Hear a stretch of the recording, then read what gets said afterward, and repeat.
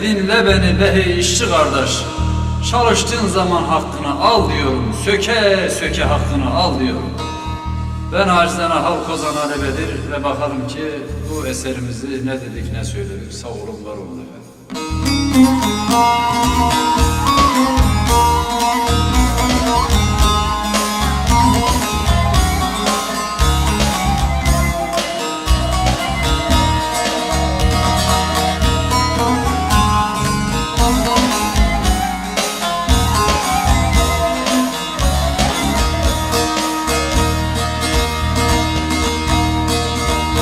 Dinle beni behi kardeş, halkın derdi yedi beni.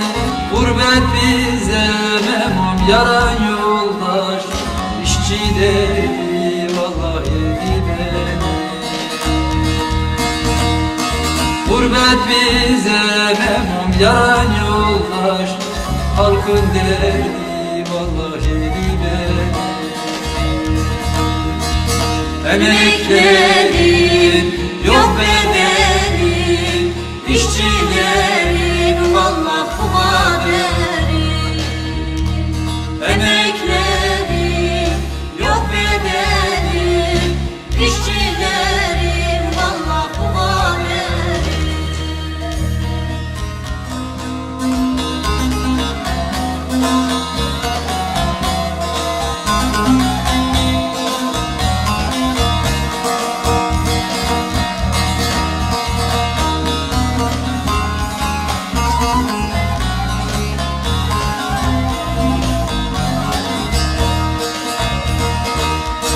Günden güne artar acım, şu beylerden kanmaz öcüm.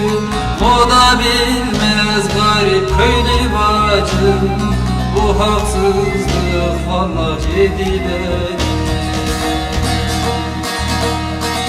O da bilmez garip köylü bacım, bu haksızlık yeter yedi beni. Emeklerin yok bedeli, işçilerin vallahi bu kaderi. Emeklerin yok bedeli, işçilerin vallahi bu kaderi.